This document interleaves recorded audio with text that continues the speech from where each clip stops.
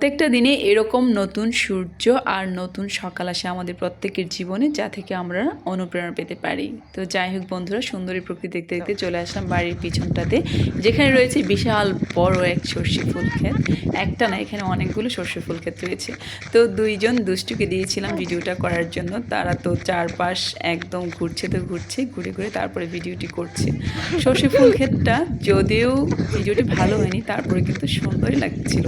আমার কাছে তো ভীষণ ভালো লাগছিল। আমি কিন্তু একদম অনুভব করছিলাম দুষ্টু দুটো আনন্দটুকু, আর হচ্ছে সর্ষে ফুল ক্ষেতের এরকম সৌন্দর্য। তো সৌন্দর্য দেখতে ভিডিওটি প্রায় শেষ হয়ে গেল। সর্ষে ফুল ক্ষেতের এই যে দেখুন, এই দুষ্টু দুটো মিলে ভিডিওটি করেছিল। দুষ্টুমি করছি তো করছি। তো যাই হোক, এরকম দৃশ্য দেখতে দেখতে তারপরে মেয়েটা আমার উঠে গিয়েছিল ঘুম থেকে। তারপরে উঠে চলে এসেছে মা মা করতে করতে। তারপরে দুইজনে মিলে হাঁটাহাঁটি করছি আর ভিডিওটি করছি। ভীষণ ভালো লাগছে। মিষ্টি মিষ্টি রোদ, তারপরে সবুজ প্রকৃতি, সব কিছু মিলে যেন অনেক আনন্দের একটা সময় কাটছে। তো বাবার বাড়িতে ভীষণ ভালো লাগে, যেখানে রয়েছে অনেক স্মৃতি ছোটবেলা থেকে। তো সবারই কিন্তু বাবার বাড়িটা অনেক পছন্দের, বিশেষ করে মেয়েদের জন্য অনেক বেশি। সারাদিনটা তো এভাবে কেটে গেল। তারপরে সন্ধ্যাবেলায় কি আর পিঠা না খেলে হয়? যেহেতু শীতের সিজন, এখন পিঠার সিজনও বটে।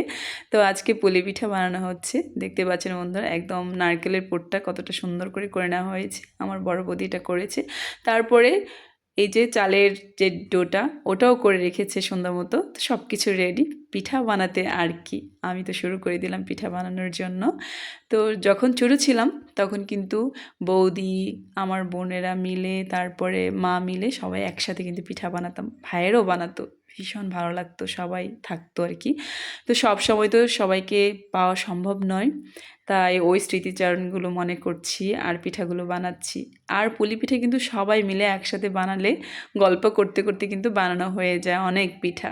তো এখন তো আর এত পিঠা বানাচ্ছি না, না হলেও কিন্তু কম না। তারপরেও বৌদির সাথে গল্প করছি আর মেয়ের সাথে গল্প করতে করতে পিঠাগুলো আমি বানিয়ে নিচ্ছি। তো দেখতে পাচ্ছেন বন্ধুরা, প্রথমে ছোটো ছোটো লিচি করে নিয়ে হাতে নিয়ে গুল গুল করে, তারপর চ্যাপটা করে নিয়ে হাত দিয়ে এভাবে চেপে চেপে তারপরে কিন্তু পুরটা আমি কি দিয়ে দিচ্ছি।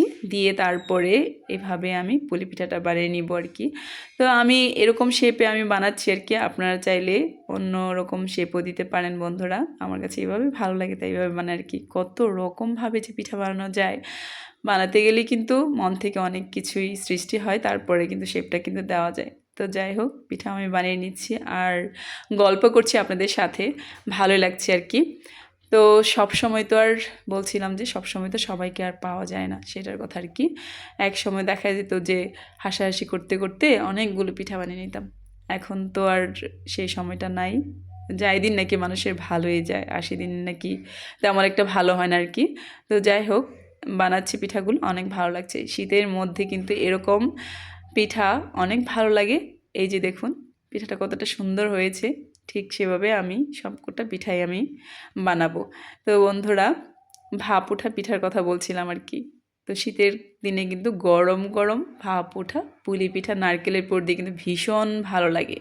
আপনারা কিন্তু অবশ্যই শীতের সিজন মিস করবেন না। ছোটোবেলায় কী করা হতো, দেখা যেত যে আমার মা প্রায় 1 মণ চাল একদম গুঁড়ি করে নিত, রোদে শুকিয়ে নিত, তারপরে পুরো শীতের সিজনটা ভরা যখন ইচ্ছে হতো তখনই কিন্তু এই পিঠাপুলির আয়োজন করা হতো। সাথে কিন্তু অনেক পিঠা ছিল, ভাপা পিঠা ছিল, তারপরে তেলে ডোবা পিঠা যেটাকে আমরা বলি, তারপরে মেরা পিঠা, তারপরে চিতই পিঠা, তারপরে পাটিসাপটা পিঠা, তারপরে পোড়া পিঠা বলি আমরা একটাকে, ওই রকম পিঠা আমরা বানিয়ে নিতাম। খুবই ভালো লাগতো আর কি। ভাই বোন মিলে সকালবেলা উঠে কিন্তু খেতাম। অনেক ভালো লাগা স্মৃতিগুলো মনে পড়ছে আর কি, তাই আপনাদেরকে শেয়ার করছি বন্ধুরা। পিঠাগুলো বানিয়ে নিচ্ছি। এই যে দেখুন, আমি কিন্তু পিঠাগুলো বানিয়ে নিচ্ছি। আর পিঠার গোলাটা যদি সফট হয় তবে কিন্তু বানানো কোনো ব্যাপারই না, শক্ত হলে কিন্তু পুলি পিঠাটা বানাতে তেমন একটা ভালো লাগে না। দেখুন আমার মেয়েটাও কিন্তু এই পিঠাটা বানাচ্ছে, তো শিখছে আর কি। আমি যেরকম শিখেছিলাম ছোটোবেলায়, তো আমার মেয়েটাও এভাবে শিখছে। তো ওকে আর আমি মানা করিনি, বলছে যে মা তোমার এটা অনেক সুন্দর হয়েছে পিঠা। তো ছোটোদেরকে তো অনুপ্রেরণা দিতে গেলে কিন্তু ওরা অনুপ্রাণিত হয়, পরবর্তীতে কিন্তু অল্প অল্প করে তারা কাজগুলো শিখে যায়। তো এইভাবে কিন্তু আমরা ছোটোদেরকে অনুপ্রাণিত করতে পারি, যে কোনো কাজে প্রশংসা করতে হবে ছোটোদেরকে। তো যাই হোক বন্ধুরা, দেখুন এমন করে প্রত্যেকটা পিঠা কিন্তু আমি বানিয়ে নিচ্ছি। এই যে লম্বা আকৃতির দিচ্ছি, কতগুলো পিঠা, তারপরে আবার গোল শেপ দিয়ে বানাচ্ছি, আর একটু অন্যরকম দেখায় আর কি পিঠাগুলো। তো এইভাবে আমি বানাচ্ছি পিঠাগুলো। তো এখন তো বিয়ে হয়ে গিয়েছে, সংসার হয়ে গিয়েছে, শ্বশুর বাড়িতে আমার শাশুড়ি মা আমার পিঠা বানানো অনেক পছন্দ করে, বলে যে আমি নাকি খুব তাড়াতাড়ি পিঠা বানাই। তো নিজের প্রশংসার কথা বললাম বন্ধুরা, কিছু মনে করবেন না যেন। তো আমার শাশুড়ি মা এভাবে বলে আর কি। তো যাই হোক, এরকম ছোট ছোট সুন্দর করে চিকন চিকন পিঠাগুলো কিন্তু খেতে কিন্তু ভালো লাগে ভীষণ। তো এইভাবে পিঠার স্মৃতিচারণ করছি। আর আমাদের বাংলার ঐতিহ্য হচ্ছে পিঠা, বহু ধরনের পিঠা বানানো হয়ে থাকে। তো এরকম পিঠা আমিও বানাতে খুব পছন্দ করি, মাঝে মাঝে আমি পিঠা বানাই, আমার ভীষণ ভালো লাগে। ভালো লাগার কাজগুলো কিন্তু সবসময়ই করতে ইচ্ছে করি, তাই তো বারবার আমি পিঠা বানাই। আর শীতে তো পিঠা বানানো মিস দিই না, যদিও অনেক ব্যস্ততার মধ্যে সময়গুলো কাটছে। এখন কিন্তু বিয়ের সিজন, পিঠা বানানোর সিজন, সব কিছু সিজন একসাথে চলছে। তো বিয়ের সিজনের মধ্যে যে যে বিয়েগুলো ছিল সেগুলো শেষ করেছি, অনেক আয়োজন হয়েছিল, সবগুলো আপনাদের সাথে শেয়ার করতে পারিনি ব্যস্ততার জন্য। ভিডিও আছে অনেক, তারপরে আপনাদের সাথে আমি শেয়ার করব। তো বন্ধুরা দেখতে পাচ্ছেন মেলা পিঠাও বানাচ্ছি, শুটকি ভর্তা বানানো হয়ে গিয়েছে, তারপরে মেলা পিঠা বানানো শেষ, এখন ভাপ দিয়ে নেওয়া হবে পিঠাগুলো। তো বন্ধুরা এই যে ভাপ দেওয়া হয়ে গিয়েছে, পিঠা কিন্তু বানানো হয়ে গিয়েছে, গরম গরম কিন্তু আপনাদের সাথে খেয়েও দেখাও বন্ধুরা। আর এরকম সুন্দর সুন্দর পিঠা বানিয়ে অবশ্যই আপনারা এই শীতকালে খাবেন, না খেলে কিন্তু অবশ্যই মিস করবেন, ছোটোদেরও খাওয়াবেন, কারণ পিঠা তো আমাদের দেশের ঐতিহ্য, তাই না? তো দেখতে পাচ্ছেন কতটা সুন্দর হয়েছে ভিতরে। তো পিঠা কিন্তু চলে যাচ্ছি, সবাই অনেক ভালো থাকবেন, আর ভিডিওটি ভালো লাগলে অবশ্যই লাইক শেয়ার কমেন্ট করে পাশে থাকবেন।